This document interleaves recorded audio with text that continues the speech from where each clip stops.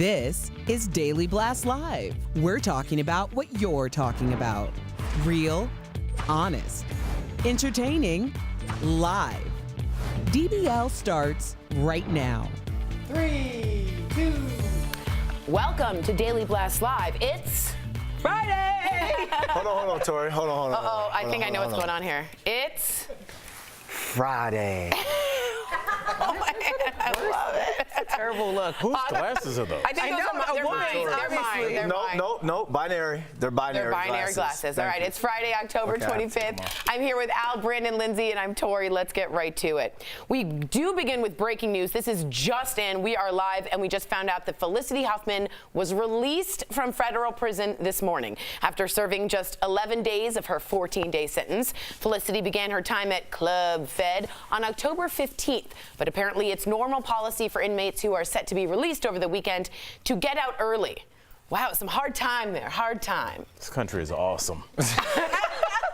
If you have money and you don't love it here, I don't know what to tell you. Yeah, I mean, yeah. they're just different rules. And at least they're kind of put in your face. Yeah.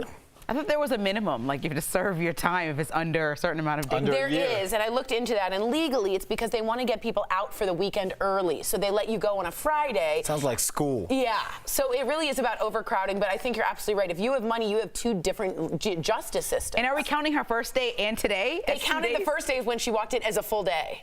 Al Jackson, you're into Vegas, you're in the gambling and the odds. How long, set the over-under on how long until the book comes out?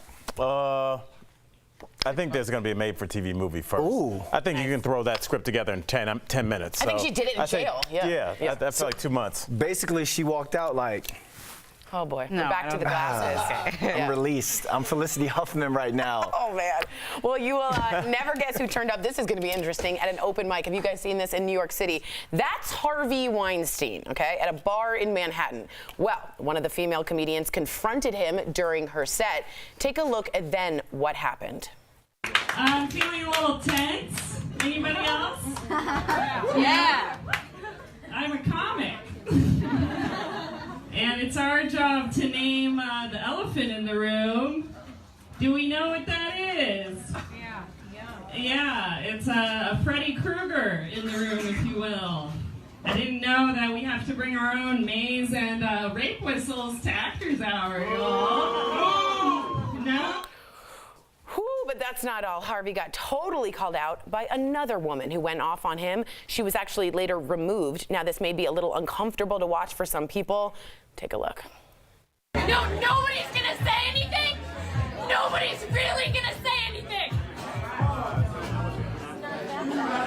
I'll get out of here, that's fine. I am happy to leave, but nobody's gonna say anything. I'm gonna stand 4 feet from a nobody's gonna say anything. I'll go. A spokesperson for Weinstein released this statement saying this scene was uncalled for, downright rude, and an example of how due process today is being squashed by the public, trying to take it away in the courtroom, too.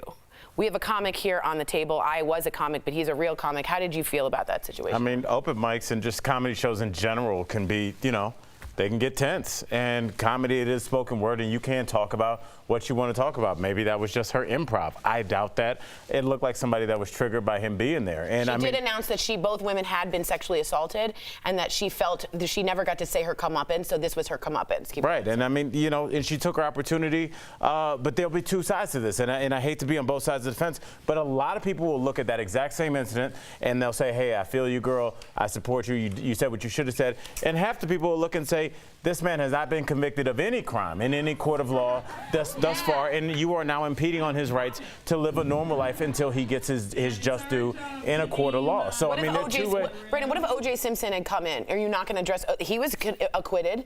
Would you not address O.J.? Harvey wasn't acquitted, though, and that's the thing. He's trying to live a normal life, but he doesn't have normal charges against him. He has several that are really crazy. So it would be wise of him just to lay low in this time. His trial's in January. Get your ducks in a row and really worry about that rather than entertaining yourself. But in the way, he is laying low because that's his second time being at that comedy hour or the Actors Hour. He had been invited.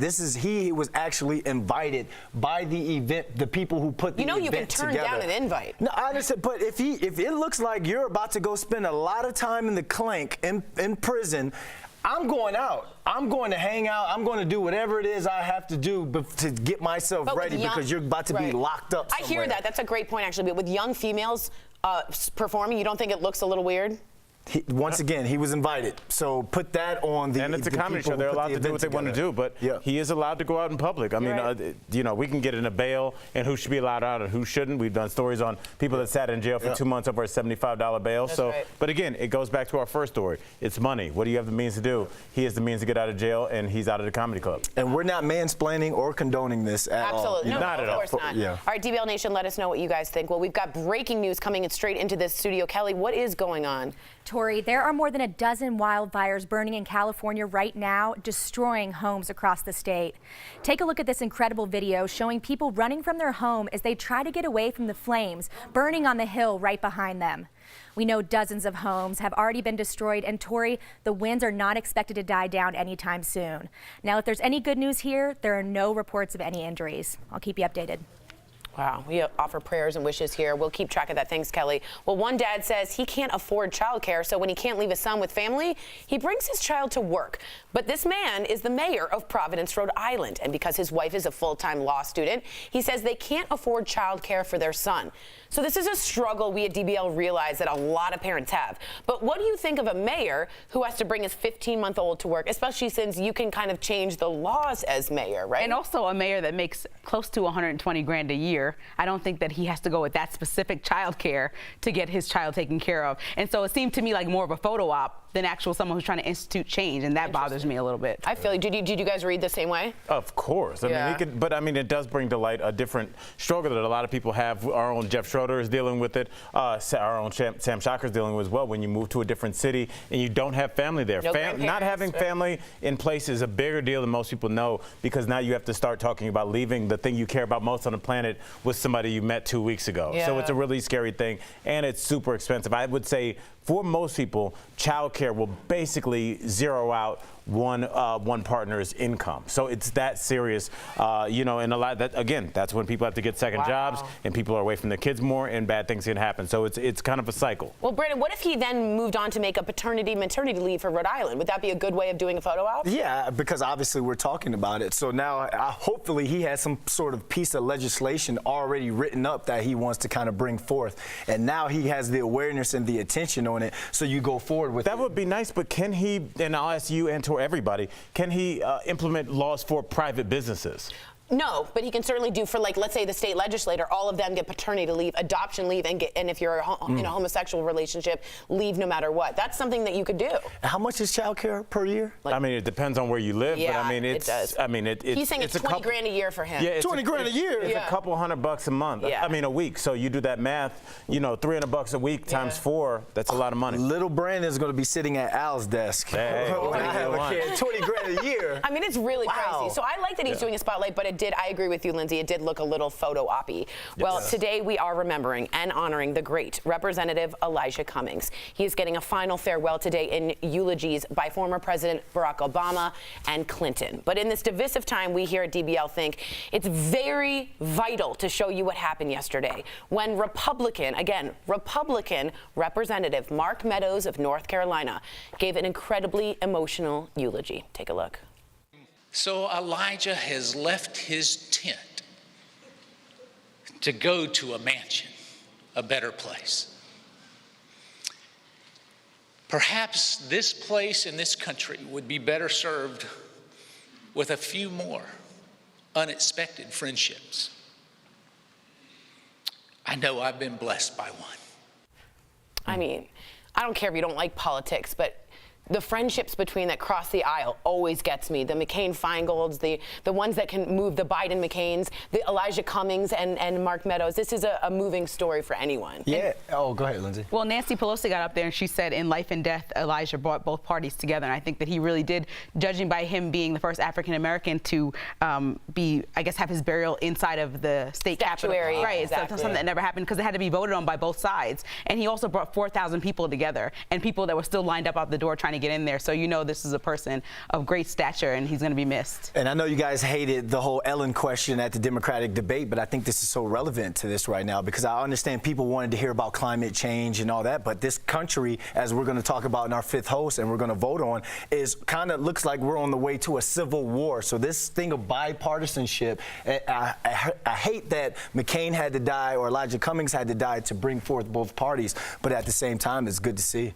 Sad that the president couldn't be there, but it would have been too divisive, to be honest. Yeah. But I'm so glad we got to hear from Mark Meadows. Yep. DBL is live, and coming up, I go one-on-one with funny man Ken Jong. He pulls back the curtain on The Masked Singer, one of the weirdest shows around. And you, the viewer, are our fifth host. A new survey says a majority of Americans fear we are on the brink of a civil war, just like Brandon said. Your comments on the shaky state of the union coming up next.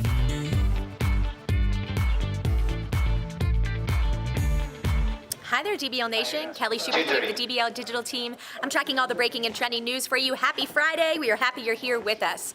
Let's see if we can go to the desk. Hey, Bert. Hey, Bert. Good to go to the desk? Yeah, come on, guys, let's go. I totally agree. What's happening up here, guys? I still see Harvey Weinstein as scum. I do too. Says Kyle Baxter. That's not what I was saying, sorry. That was Kyle Baxter. Can I ask Al a question? Al, Yes, let's please. say you were up and this was one of your, let's say Netflix was there ready to perform some sort of special on one of your stand-ups, and Harvey Weinstein somehow was in the audience, and I went and confronted him. Because maybe, we've all had some sort of family member or sister or friend, female friend that has been sexually assaulted. And I went there and I disturbed your comedy set. Would you be upset with me, or would you be more proud that I went and confronted him? I mean, if it happened during my set and you went into the audience, I mean, comics, it's kind of an unsaid code that even if you have people sitting in the audience, you don't do your set, walk from behind stage and sit with them, because that'll cause a disruption as it is. So I would be upset if you did that while I was on stage.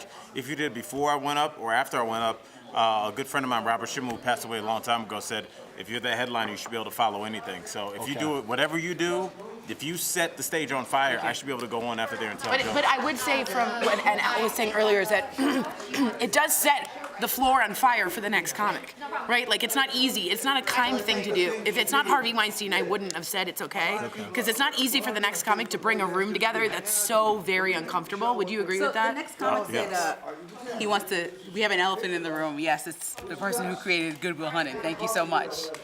And I don't know, like, it kind of diminished to me almost, even though I know you still have to be a comic, it almost diminished her thoughts of being, because she wasn't being funny, I don't think, in that moment. So maybe it just was they should have probably talked to management before even taking the stage. Good Will Hunting? Because he created Good Will I know, but like, it just was like, okay, well, we welcome you, you know.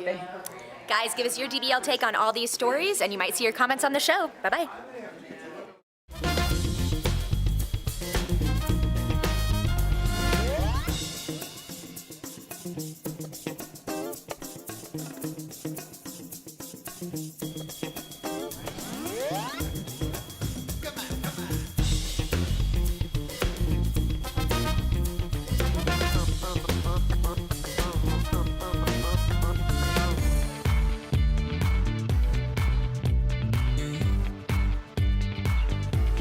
welcome back to DBL. It's time for Fifth Host, when we talk about what you're talking about. Well, according to a new bipartisan survey, Americans agree that the current political climate is getting worse. An overwhelming 88% surveyed say they are tired of how politicians are behaving. And get this, 67% fear that the U.S. could be headed towards another civil war. Okay, buddy. I know. So, DBL Nation, do you think America is approaching another civil war? Lindsay, take it away. We can't get Americans to get off the couch and walk after dinner. No one's fighting any wars. Stop it. They're too late. Well, Margie from Facebook disagrees. She says, I think it's getting pretty close to a civil war with all this nonsense going on. And Margie, I think this is just really dramatic. I think when your president that you wanted to win a national election doesn't win, you say, oh, I'm moving to Canada. Not you, but a lot of people. And it's so dramatic. No, I think this is another she did version win by 3 million votes. She did win.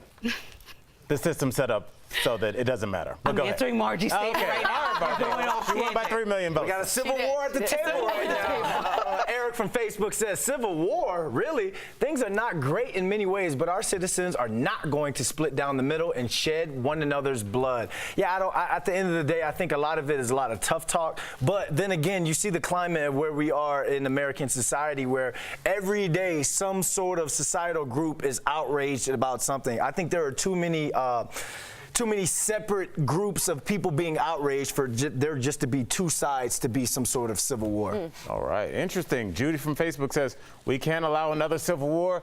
It's up to us to solve our problems and not let issues continue dividing us.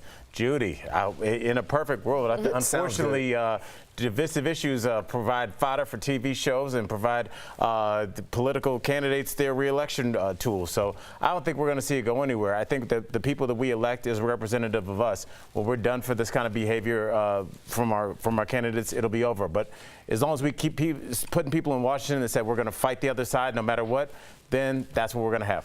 Interesting. Judy from Twitter says, wow, another Judy. A lot of Judys. We are so divided as a country, I think a civil war is very likely in our near future.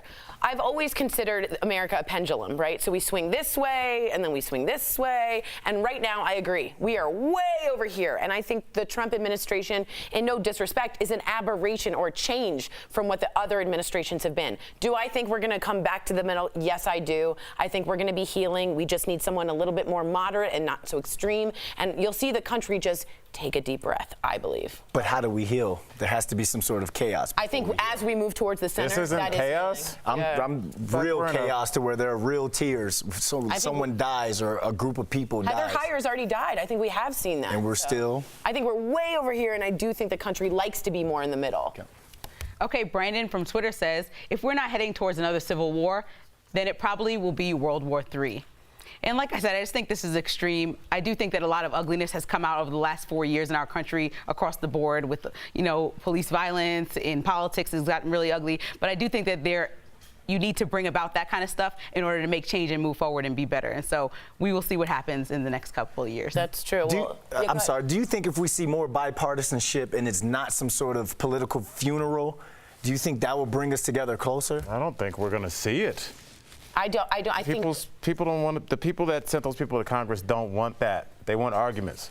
It's interesting. Well, DBL, let us know, and thank you again for writing in. We love hearing from you. Coming up next, DBL welcomes masked singer Judge Ken Jong. Find out what really goes down behind the scenes of the weirdest show on TV.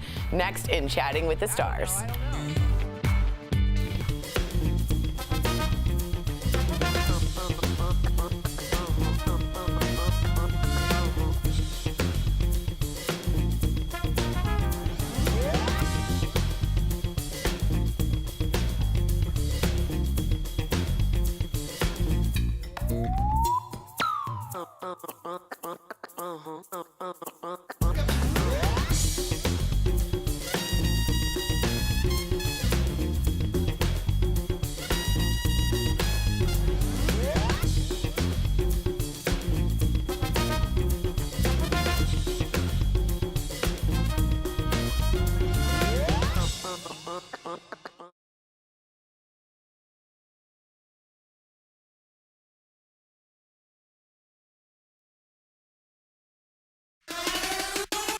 Salma Hayek, welcome to Daily Blast Live. Got a hit show. 100%. The button to the NSYNC.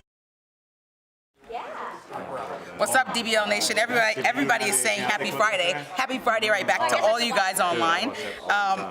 XOX is saying she couldn't even do 14 days. You guys predicted this. She didn't do 14 days. She did 11 and 10 and a half to be fair, because I don't think that half day or today counts. Let's just say 10. Oh, okay, Yeah. half day, because she showed up at like 11 o'clock at night or something. Yeah, it's ridiculous, you know. Someone said about Harvey Weinstein that they would have yelled at him. I would have just made it. I wouldn't yell at him. I made a few simple jokes and move on. The problem is that the girl wasn't joking. She was telling her truth. So that's where it gets a little weird. I would have talked to management probably and tried to say, let's figure this out. With management.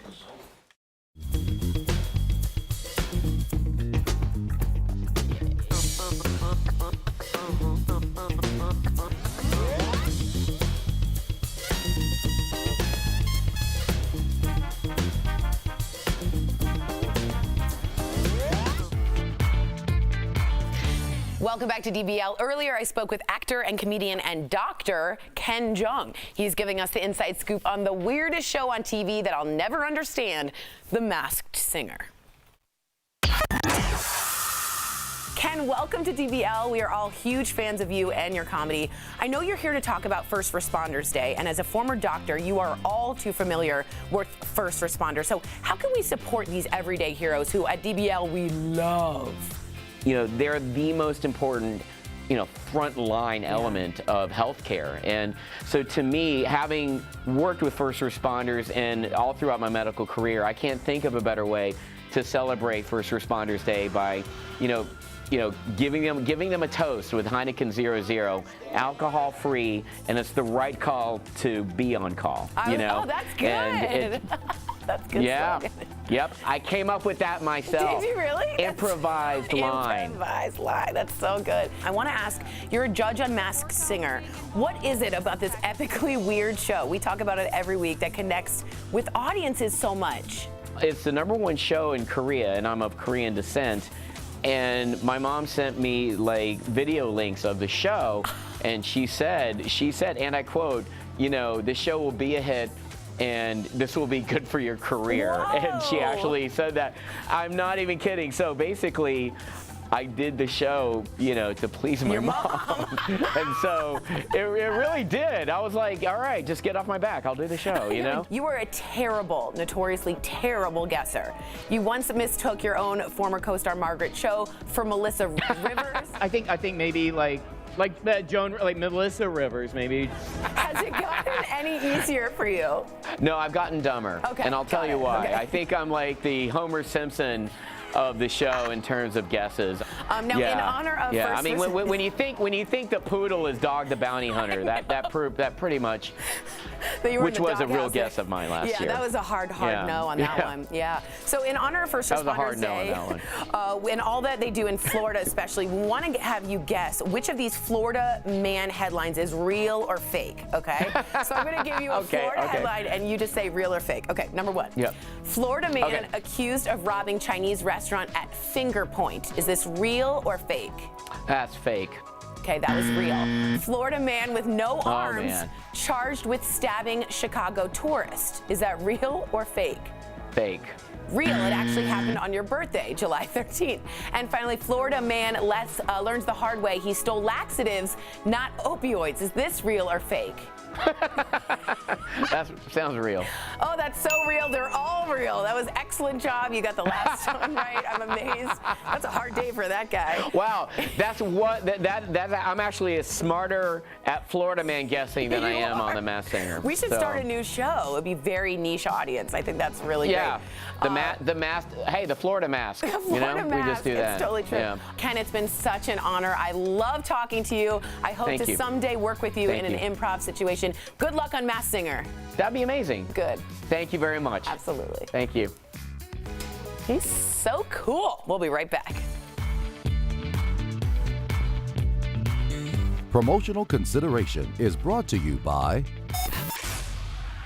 Welcome, Beauty Blasters. I'm Jeray for the Slay, and today I want to give you guys a quick pro tip on how to use eye cream. Now, there's so many eye creams out there, but when you're doing your makeup and you want to make sure that your eye look is staying all day, sometimes it's great to use an eye prep cream. Now, with this guy, this is one of my personal favorites. It's the MAC Fast Response Eye Cream. It's caffeinated and it has hyaluronic acid to make sure that we're hydrating the eye, but also taking away any additional puff that might be chilling there. Whether you're working late, whether you're partying, doing something you ain't supposed to be doing, it's gonna take away all your little dirty sins, alrighty? Now, what we're going to do is just simply take a little bit, maybe like a pea-sized amount. Ooh, it's gonna come out.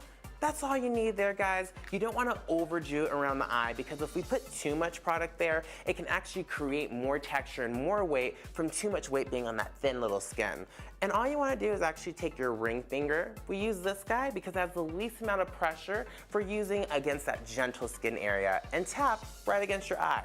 Now, personally, there's a lot of different massage methods out there, but I like to take it from my inner corner and tap outwards. If you're getting a little risque out there, you can tap upwards right underneath the brow, and any additional can go right around the lips to help prep and keep the lips nice and hydrated and wrinkle free. Okay, guys, another quick tip that you can actually use this guy for is removing little mess up wings or eyeliner looks, okay? All you do is take a little bit, maybe like a quarter of a pea-sized amount on a Q-tip, and clean up right against that wing liner for any dots or lines that you might have messed up on.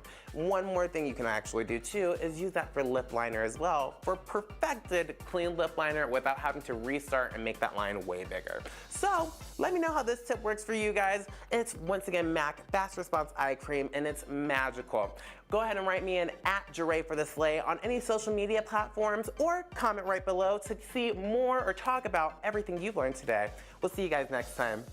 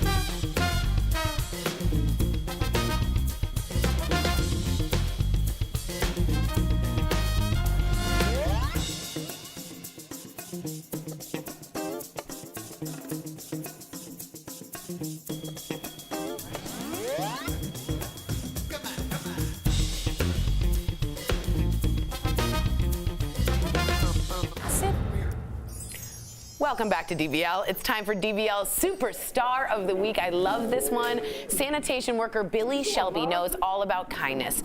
Back in January, he witnessed an elderly woman fall on his route as she was trying to bring in her trash can up the driveway. He picked her up and even waited with her until the ambulance arrived. But now the two have formed quite the friendship. Every single week, they take a stroll as he brings the trash can up her driveway. He even leaves her with a "see you later, darling." Yeah, and that's why there's not going to be a civil war, Tori, because there are too many good people on the planet. They're just, you know what they say? You know, remember they said in Training Day, he said the loudest guy in the room is the weakest guy in the room. Yeah. People on the internet writing in all caps, N-word, fine.